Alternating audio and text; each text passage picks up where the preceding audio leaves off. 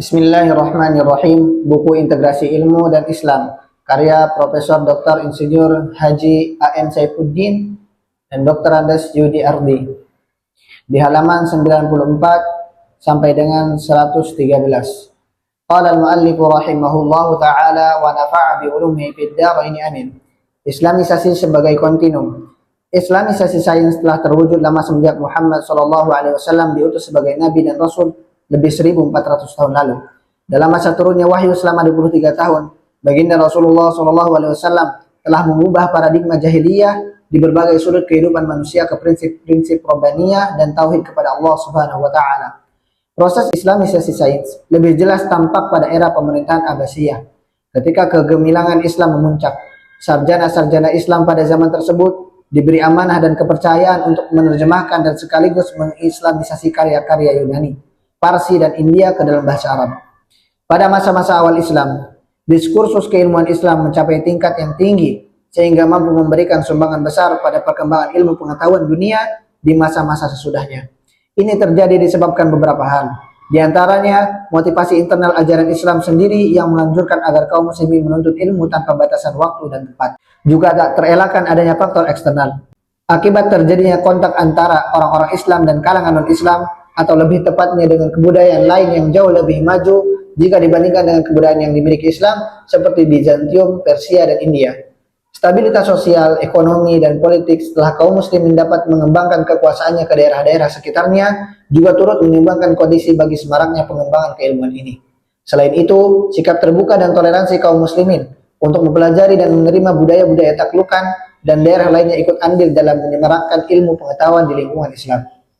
Dari gabungan beberapa kondisi ini, tentunya terdapat peluang bagi Islam untuk mencapai prestasi yang gemilang sebagaimana tercatat dalam lembaran sejarahnya. Tak aneh jika sejak periode-periode awal perhatian terhadap ilmu pengetahuan di kalangan Islam telah terjadi. Al-Haris bin Qaladah, sahabat Nabi, misalnya telah belajar kedokteran di Jundi Safur. Sahabat Nabi lainnya, Khalid bin Yazid dan Ja'far al-Shadiq, mempelajari ilmu kimia. Kemajuan yang dicapai Islam pada masa klasik sangat erat hubungannya dengan terjadinya interaksi antara Islam dan aneka ragam kebudayaan yang berkembang saat itu. Seperti yang terdapat di Bizantium, daerah-daerah Mesopotamia, Persia, India, dan Cina. Interaksi ini kemudian melahirkan hal-hal yang positif karena adanya sikap terbuka kalangan Islam untuk mempelajari dan menerima sesuatu yang ditemukannya.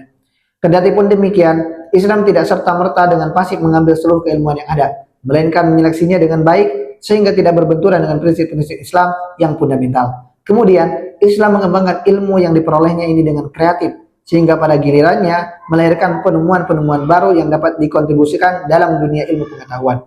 Dengan demikian, patut kiranya apabila kemudian diskursus keilmuan Islam ini tidak dikatakan sebagai pengkopian atau pinjaman seadanya dari Yunani, atau disebut Helenisasi serta rekapitulasi dari aneka ragam kebudayaan yang ada dan sempat memberikan inspirasi. Melainkan ini semua merupakan Islamisasi berbagai tradisi keilmuan. Islamisasi ini meliputi ketiga aspek keilmuan, yakni ontologi, epistemologi, dan aksiologinya, di samping juga diekspresikannya dalam bahasa Islam. Konsep dan kerangka pengislaman ilmu tersebut tentu berlandaskan Al-Quran yang menegaskan bahwa ilmu itu tidak terpisah dari Allah yang Maha Esa. Ayat-ayat terawal yang diturunkan kepada Nabi Muhammad SAW dalam surat Al-Alaq, surat ke-96 ayat 1 sampai dengan 5, menggariskan dengan jelas semangat Islamisasi sains kontemporer ketika Allah menekankan bahwa dia adalah sumber dari asal ilmu manusia. Bahkan, sesungguhnya usaha pengislaman ilmu ini telah terjadi sejak zaman Rasulullah SAW dan para sahabat pada saat turunnya Al-Quran dalam bahasa Arab. Al-Quran telah membawa bahasa Arab ke arah penggunaan yang lebih menenangkan dan damai sehingga mengubah watak, perangai, dan tingkah laku orang Arab ketika itu. Al-Quran juga mengubah pandangan hidup mereka tentang alam semesta dan kehidupan dunia. Sekalipun istilah Islamisasi adalah baru, namun konsep yang terkandung di dalam kata tersebut bukanlah baru. Al-Quran telah mengislamkan sejumlah kosakata Arab yang digunakan pada saat itu. Al-Quran mengislamkan struktur konseptual, bidang-bidang semantik dan kosakata, khususnya istilah-istilah dan konsep-konsep kunci yang digunakan untuk memproyeksikan hal-hal yang bukan dari pandangan hidup Islam. Pengislaman ilmu tadi diteruskan oleh para sahabat, tabi'in, dan ulama-ulama sehingga umat Islam mencapai kegemilangan dalam ilmu. Karena itu, Islamisasi dalam arti kata yang sebenarnya bukanlah perkara baru. Gagasan itu merupakan kontinum dari gagasan Islamisasi sains sebelumnya. Ia mempunyai akar dalam tradisi intelektual Islam dan dilihat dari segi konsepnya, ia lahir dari akidah Islam itu sendiri. Pada zaman pertengahan, Islamisasi telah dilakukan khususnya oleh para teolog muslim seperti Al-Ghazali, Fakhruddin Ar-Razi, Saifuddin Al-Amidi, dan lain-lain. Dengan pengetahuan Islam yang mendalam, mereka menyaring filsafat Yunani kuno untuk disesuaikan dengan pemikiran Islam. Sebagai hasilnya, ada hal-hal dari filsafat Yunani kuno yang diterima dan ada juga yang ditolak. Terjadinya Islamisasi berbagai tradisi keilmuan itu mempunyai berbagai implikasi. Di antaranya, pemfusian ilmu-ilmu yang berserakan di berbagai tempat, yang tentunya berbentuk lokal menjadi satu kesatuan. Di samping itu, adanya pembebasan ilmu-ilmu yang ada ini dari berbagai bentuk lokal, etnis, mitologi, dan lain sebagainya, kemudian membentuknya dalam skala yang universal. Islam juga menjadikan ilmu yang ada ini secara internasional, tanpa mengenal batasan geografis. Inilah tampaknya di antara sumbangan Islam terpenting di bidang ilmu pengetahuan yang mempunyai andil besar terhadap terjadinya Renaissance di Eropa. Berbagai disiplin ilmu yang berkembang hingga kini merupakan sumbangan abadi kaum muslimin bagi kesejahteraan umat manusia. Matematika, pada mulanya matematika berasal dari kebudayaan Babilonia dan Mesir, selain juga dari India dan Persia. Matematika selanjutnya diterima oleh para filosof dari ilmuwan Yunani. Namun, kaum muslimin kemudian memelihara dan mengembangkannya melalui penelitian dan eksperimen. Penelitian dan eksperimen ini sangat penting, artinya sehingga Al-Biruni 973 sampai 1050, salah seorang matematikawan terbesar Islam yang menguasai banyak bahasa, Turki, Sanskerta, Persia, Hebreu, dan Syria, sebagaimana dikutip oleh De Vaux, menyatakan bahwa semua hal memerlukan penelitian ilmiah. Al-Biruni juga menunjukkan adanya sistem heliosentris. Bahkan menurut laporannya, Abu Said Al-Sizi telah membuat astrolabe berdasarkan teori heliosentris ini.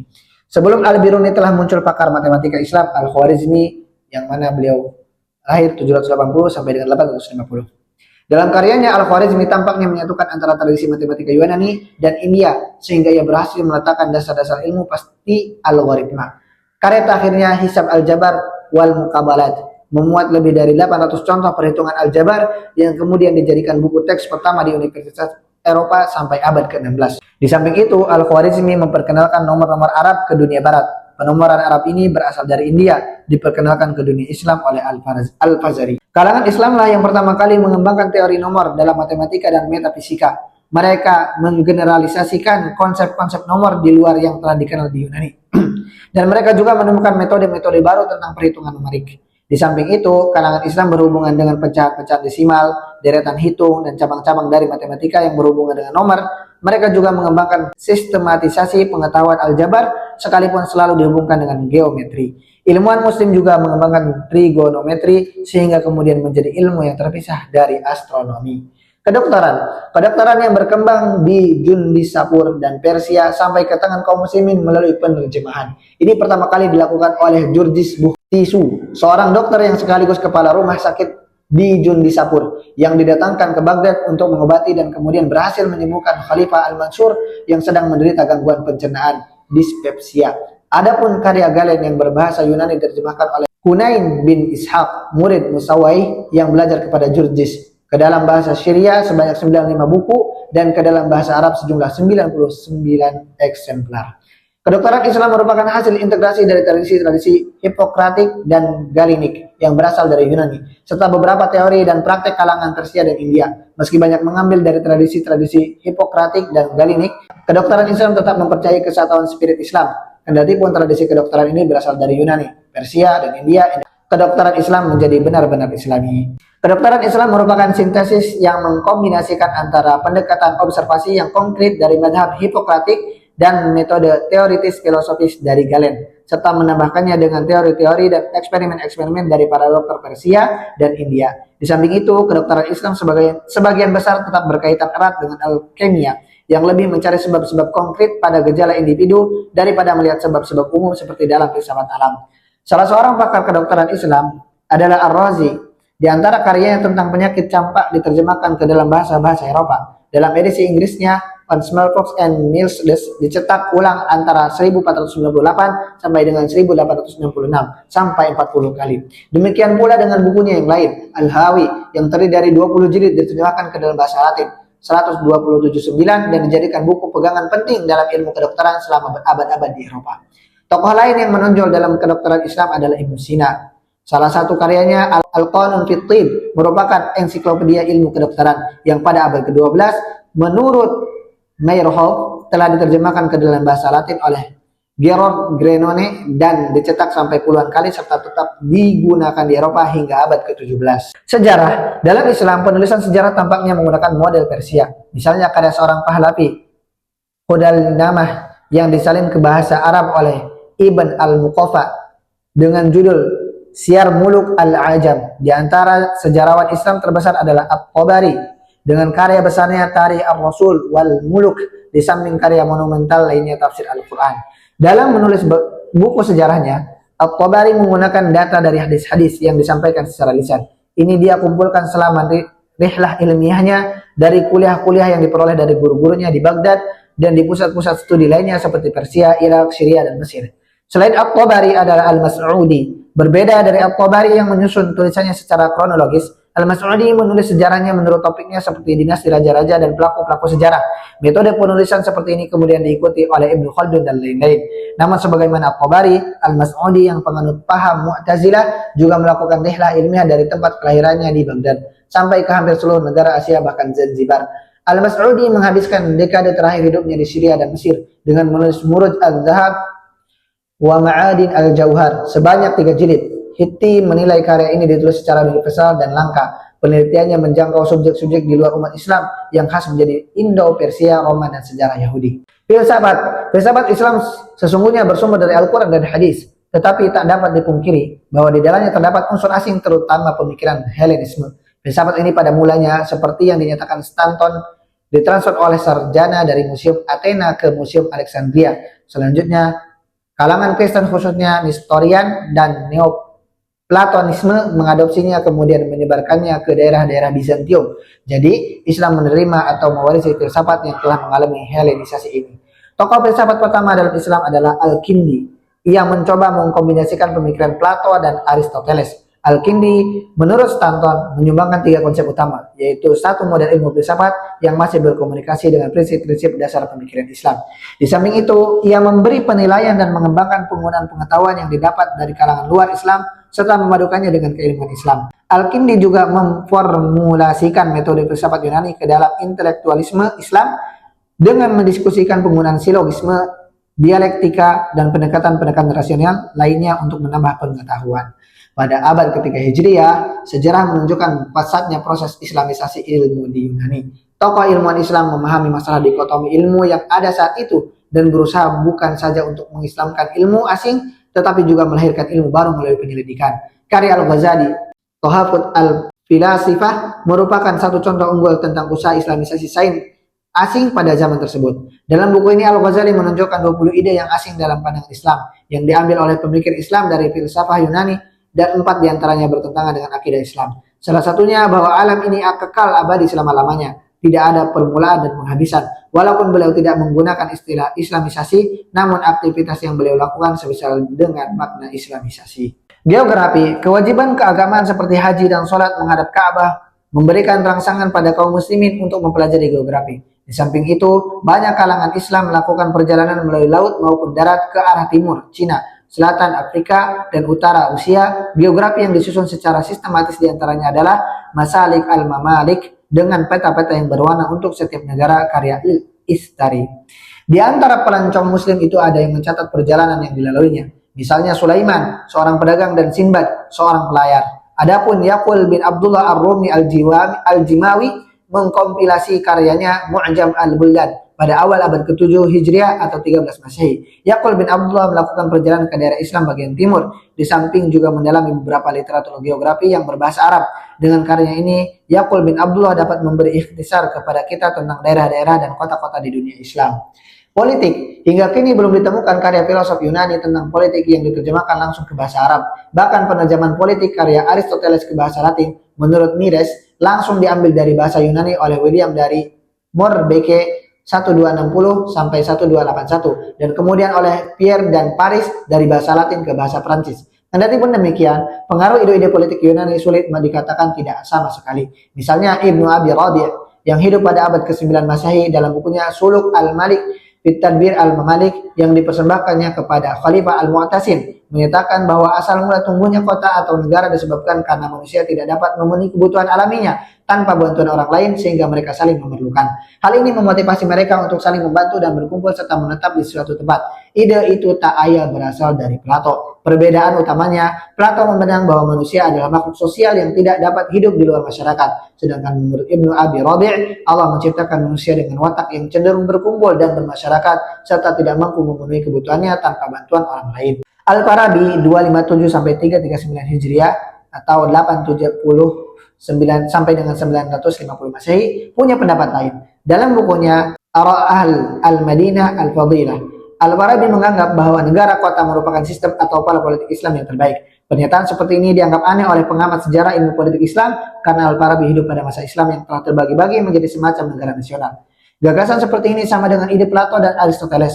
Selanjutnya Al-Mawardi 360 sampai 450 Hijriah atau 975 sampai 1059 Masehi, penulis ilmu politik terkemuka dengan karyanya Al-Ahkam Al-Sultaniyah. Di buku klasik ini Al-Mawardi memperkenalkan teori kontrak sosial yang baru dikenal di barat pada abad ke-16 Masehi. Melalui teori ini, Al-Mawardi mengemukakan bahwa apabila seorang kepala negara tidak dapat melaksanakan tugasnya, maka ia dapat diganti. Islamisasi iptek masa klasik. Dilihat dari ketiga aspeknya, ontologi, epistemologi, dan aksiologinya, diskursus keilmuan Islam klasik secara umum jelas-jelas merupakan satu karya hasil upaya Islamisasi. Karena itu, tepatlah apabila Lapidus sampai pada suatu kesimpulan bahwa hasil konfigurasi kebudayaan yang dilakukan Islam itu tanpa diragukan adalah murni dan Islami. Jika dilihat dari segi ontologinya, ilmu yang ada dalam Islam meliputi tiga klasifikasi ilmu, yakni ilmu kealaman, humaniora, dan ilmu sosial. Ilmu alam kontennya netral, dengan demikian ilmu itu tidak perlu diislamkan. Para ilmuwan muslim malah mengembangkan ilmu yang didapatnya dari beragam sumber itu secara kreatif sehingga tidak sedikit temuan-temuan yang disumbangkannya. Adapun mengenai ilmu humaniora, termasuk di dalamnya filsafat meskipun tampaknya tidak terlalu berbeda dengan yang ada di masa Yunani, tetapi hal-hal yang dibahasnya ditemukan akarnya adalah Al-Quran. Dalam hal ini, Husaini memasukkan ilmu humaniora ke dalam klasifikasi al-ulum Asy-Syariyah yang dasar utamanya diambil dari ideologi, etik, dan nilai Islam. Apabila interpretasi Husaini ini dapat diterima, maka ilmu humaniora bisa dikategorikan sebagai produk Islamisasi. Sementara bila ditinjau dari segi epistemologi atau metode ilmu yang dipergunakannya, keilmuan Islam klasik menurut Nasr menggunakan metode pluralistik. Bagi Anes, seperti dikutip Kirmani, ilmu pengetahuan abad pertengahan bukan antitesis untuk reduksionisme, tetapi antitesis yang metodologinya menekankan pada keseimbangan sintetis, memperlakukan reduksionisme bukan sebagai ideologi melainkan hanya sebagai satu metode di antara seluruh kesatuan metode. Menurut Sardar, interrealisasi ilmu dalam Islam merupakan aspek penting dari epistemologi Islam. Pencarian ilmu bukan wajib dalam dirinya, tetapi merupakan suatu bentuk ibadah dan perhubungan dengan setiap nilai Al-Quran seperti khilafah, adil, dan istislah. Metode yang holistik dari epistemologi Islam dan penekanannya pada kesatuan ilmu dan nilai, material dan metafisik menyebabkan ilmu Islam ini unik sifatnya. Kemudian dari segi aksiologinya, jelas bahwa Islam sangat mementingkan nilai dalam ilmu yang dikembangkannya. Situasi sekarang, kata Nasr, berbeda dengan keadaan abad ke-3 Hijriah atau 9 Masehi dalam dua hal. Pertama, berhubungan dengan kekuasaan. Pada masa lalu, tantangan kaum muslimin semata-mata intelektual. Di belakangnya tidak ada kekuatan militer, politik, atau ekonomi. Ilmu yang diterima Islam adalah tubuh pengetahuan yang tak berubah selama proses dari kritik dan asimilasinya. Islam klasik tidak mengalami kesulitan sebagaimana yang ditemui di masa kontemporer, karena pada masa klasik tidak ada kekuatan militer, politik, dan ekonomi yang berdiri di belakang ilmu yang diterima dari Yunani, Persia, dan India. Sementara sekarang, tantangan itu bukan hanya dalam kerangka teoritis dan spekulatif intelektual, tetapi juga berkaitan dengan kekuatan militer dan sifat perubahan sains modern. Boleh jadi sains yang pada gilirannya membahayakan kehidupan umat manusia seperti nuklir tidak akan dikembangkan andai kata ilmu tetap berada di tangan Islam. Mengingat ilmu dalam Islam bersifat tauhid dan holistik, ada kesatuan antara ontologi, epistemologi, dan aksiologinya. Islamisasi iptek masa kini. Kaum intelektual Islam bersepakat gagasan Islamisasi sains bukanlah sesuatu yang baru, karena sejarah Islam mencatat Islamisasi sains menjadi salah satu faktor yang memiliki andil besar membangun kejayaan Islam di masa silam. Menurut Ismail Raji Al-Faruqi, Islamisasi sains modern merupakan satu tugas yang serupa sifatnya dengan tugas yang pernah dilakukan nenek moyang kita dalam perkembangan ilmu di zamannya dan mewariskan kepada kita peradaban dan kebudayaan Islam. Walaupun ruang lingkupnya kita lebih luas, tetapi meski gagasan ini telah dipraktekkan dalam sejarah intelektual Islam, sebenarnya ia tidak diungkapkan secara sistematik hingga zaman mutakhir ini. Maka sungguh perlu kita hargai gagasan yang dicetuskan oleh tokoh-tokoh ilmuwan Islam dalam konteks kerangka operasional pengislaman ilmu-ilmu masa modern sekarang ini. Mereka antara lain Profesor Syed Muhammad Naqib Al-Attas, Ismail Raji Al-Faruqi, Fazlur Rahman, Syed Hussein Nasr, Kunto Wijoyo, dan lain-lain. Rujukan Islamisasi sains biasanya memang berpusat pada dua tokoh utama, yaitu Ismail Raji Al-Faruqi dan Syekh Muhammad Naqib Al-Attas di tahun 80-an. Pemikiran kedua tokoh ini jika dirunut ke belakang, rupanya diilhami oleh Muhammad Abduh dan lebih menajam pada sosok Muhammad Iqbal tahun 1928 yang menggagas rekonstruksi pemikiran Islam di awal abad ke-20. Al-Faruqi menjelaskan, jika dibedah berdasarkan urutan kronologisnya, arus utama Islamisasi sains telah menjadi keresahan para intelektual di awal abad ke-20 yang dikuatkan oleh para guru paling terkemuka, yaitu Muhammad Abduh dan Muhammad Iqbal. Buku Iqbal misalnya The Reconstruction of Religious Thought in Islam sangat revolusioner, membeda alam pemikiran dan ilmu pengetahuan barat. Buku ini merupakan kumpulan ceramah-ceramah filosofis Iqbal, meliputi 6 ceramah Iqbal di Madras, India, dan 1 ceramah dilakukannya di Inggris selama tahun 1928. Iqbal mulai menyadari sifat ateistik ilmu barat modern pada tahun 1930-an dan menegaskan keperluan untuk melakukan proses islamisasi terhadap ilmu tersebut. Namun, beliau tidak menjelaskan ide ini lebih lanjut. Namun demikian, menurut Wan Daud, pikiran-pikiran filosofis Iqbal merupakan pikiran yang mendahului zamannya. Fazlur Rahman menyebut Iqbal sebagai seorang tasawuf positif. Syed Hussein Nasr, seorang sarjana falsafah dan sejarah sains Islam, juga pernah mengutarakan keperluan usaha islamisasi sains modern ini pada tahun 1960-an. Beliau meletakkan alas untuk konsep sains Islam dalam aspek teori dan praktik melalui karyanya Science and Civilization in Islam 1968 dan Islamic Science 1976. Walaupun ide islamisasi sains ini telah disentuh oleh beberapa sarjana Islam terdahulu, namun penjelasan yang sistematik secara konseptual bermula dari Al-Attas. Beliau dianggap sebagai seorang sarjana Islam yang pertama kali mengupas dan menegaskan perlunya islamisasi pendidikan, sains, dan kampus. Al-Attas melahirkan ide-ide ini pada satu persidangan pendidikan yang sangat penting dalam sejarah umat Islam kontemporer, yaitu persidangan pertama pendidikan Islam sedunia di Mekah pada 1977. Persidangan yang berhasil mengumpulkan 313 sarjana dan pemikir Islam dari seluruh pelosok dunia ini dianggap sebagai pembangkit proses islamisasi ilmu dan pendidikan. Dalam persidangan yang bersejarah tersebut, Al-Attas menjelaskan konsep pendidikan dalam Islam, sementara Ismail Al-Faruqi dan S.H. Nasr masing-masing mengupas ide sains sosial dan sains natural dalam tasawur Islam. Syed Ali Asraf juga berjasa karena usahanya dalam bidang islamisasi pendidikan dari fase konseptual ke fase pelaksanaan melalui persidangan pendidikan Islam sedunia dari tahun 1977 hingga 1996, mulai dari filsafah pendidikan Islam hingga pola kurikulum, buku teks, metodologi pengajaran, guru berjiwa Islami, dan islamisasi buku teks peringkat sekolah. Usaha islamisasi sains secara perlahan mulai marak dan beberapa karya telah pula dihasilkan. Al-Attas sendiri telah menunjukkan satu model usaha islamisasi sains yang baik melalui karya beliau, The Concept of Education in Islam. Dalam teks ini, beliau berusaha menunjukkan hubungan antara bahasa dan pikiran. Beliau menganalisis istilah-istilah yang sering dimaksudkan untuk mendidik seperti ta'lim, tarbiyah, dan ta'dib. Ia akhirnya menyimpulkan bahwa ta'dib merupakan istilah yang paling sesuai dan komprehensif untuk pendidikan Islam. Sementara Ismail Al-Faruqi merupakan seorang lagi sarjana Islam yang turut berkecimpung lebih jauh menjelaskan dan mengembangkan gagasan islamisasi sains melalui karyanya Islamization of Knowledge 1981. Dalam bukunya ini ia menggariskan beberapa langkah yang harus diambil untuk merealisasikan usaha ini. Usaha itu kemudian dilanjutkan antara lain oleh Malik Badri, Dilemma of a Muslim Psycholog 1990, S.H. Nasr Islamic Science, Akbar S. Ahmad Toward Islamic Anthropology 1986, W.M. Nur The Concept of Knowledge in Islam 1989, Abu Sulaiman Toward an Islamic Theory of International Relation 1993, S.M. Dawila Al-Adrus Islamic Epistemology 1992, Sardar Islamic Futures, Rashid Motan Politics Science and Islamic Perspective 1996, dan Rosnani Hashim Education Educational Dualism in Malaysia, Implication for Theory and Practice, 1996. Usaha Islamisasi untuk bidang sosiologi dapat dijumpai dalam tulisan Rokob. Untuk bidang pendidikan dalam tulisan Ishaq Farhan, Fathim Malkawi, Rosnani, sedangkan untuk bidang psikologi diulas dalam tulisan Hasan Langgulung. Sementara untuk bidang Islamisasi ekonomi banyak diwarnai oleh tulisan Muhammad Anwar, Muhammad Arif, Ubair Hasan dan Ataul Haq. Pengislaman sains alam juga telah banyak dibicarakan oleh pemikir Islam, khususnya S.H. Nasr, Sardan dan Bucaille. Selain buku terdapat jurnal seperti Jurnal Pendidikan Islam Malaysia dan MAAS, Journal of Islamic Science India, yang masing-masing mengetengahkan artikel tentang Islamisasi pendidikan dan sains. Di samping jurnal institut yang disebut sebelum ini, ISTAK, IIIT turut aktif menerbitkan buku-buku yang mengetengahkan kembali pemikiran Islam sebagai jembatan untuk generasi muda berinteraksi dengan ide-ide warisan Islam. Namun analisis seperti yang dilakukan oleh Al-Attas di bidang pendidikan masih belum dijumpai selain dari karya Nasr. Usaha seperti inilah yang diharapkan bagi setiap disiplin ilmu.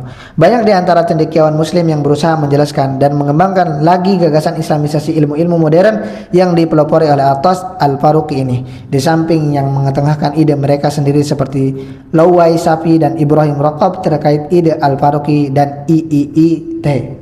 Abu Sulaiman membuat sedikit penjelasan dan sedikit modifikasi terhadap konsep Al-Faruqi dalam edisi kedua monograf yang diterbitkan pada tahun 1988. Begitu juga Syafi'i mencanangkan supaya kerangka kerja Al-Faruqi yang mempunyai 12 langkah kemudian disingkatnya menjadi 3 langkah yang lebih umum saja. Ibrahim Zain Sudan, murid Al-Faruqi, berpendapat bahwa Al-Attas lebih layak berbicara tentang pemaduan teori, amali dan rohani, yaitu sintesis akal, jasad dan ruh, di mana hal seperti ini tidak diberi perhatian secukupnya oleh pemikir di IIIT.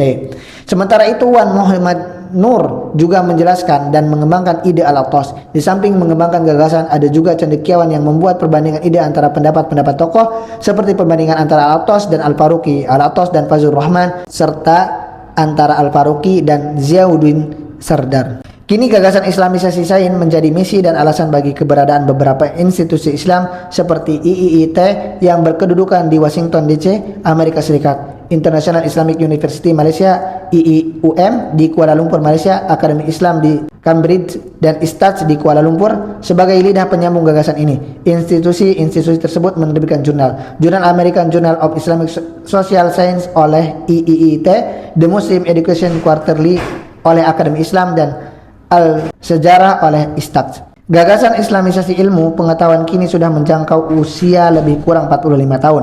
Jika kita menghitungnya bermula dari persidangan sedunia pertama pendidikan Islam di Mekah pada tahun 1977. Namun, stamina Islamisasi ilmu pengetahuan justru kelihatan berada di tingkat paling rendah. Hal ini terjadi dimungkinkan karena beberapa faktor. Pertama, ketiadaan pemimpin yang mempunyai visi pengislaman ilmu pengetahuan semakin dirasakan ketika pemimpin berwibawa dari institusi yang terlibat dengan misi ini mengundurkan diri atau dicopot karena desakan politik atau masalah internal lain.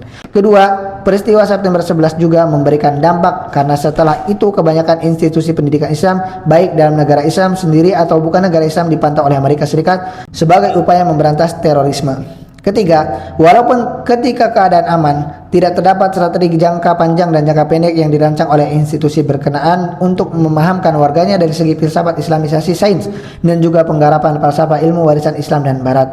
Keempat, para intelektual kita lemah dari segi falsafah metafisik, epistemologi, nilai maupun dari segi tasawur, tetapi kita juga tidak mengambil usaha memperkokoh pemahaman mereka supaya mereka memahami pertempuran peradaban yang terjadi di peringkat tinggi yang hanya dapat dipahami oleh cendekiawan. Justru intelektual kita tidak merasakan urgensi. Strategi pertama yang harus dilakukan oleh institusi perguruan tinggi Islam adalah untuk memastikan bahwa pengajarnya paham tentang tasawuf, falsafah dan pemikiran Islam dan Barat.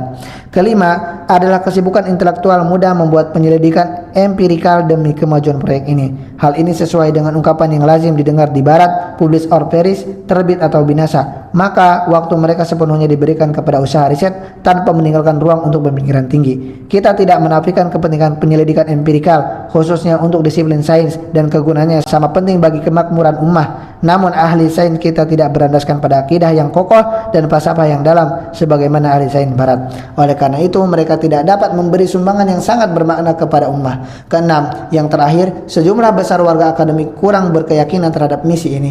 Buku teks barat khususnya untuk sains sosial dan sains kemanusiaan dan masih banyak lagi masih digunakan di kampus-kampus. Padahal dengan arus globalisasi yang amat kuat yang menyebabkan pemahaman sekularisme, hedonisme, materialisme di samping pemahaman Islam teroris yang mengancam ummah, islamisasi sains atau ilmu pengetahuan dan islamisasi kampus atau pendidikan sungguh menjadi sangat perlu.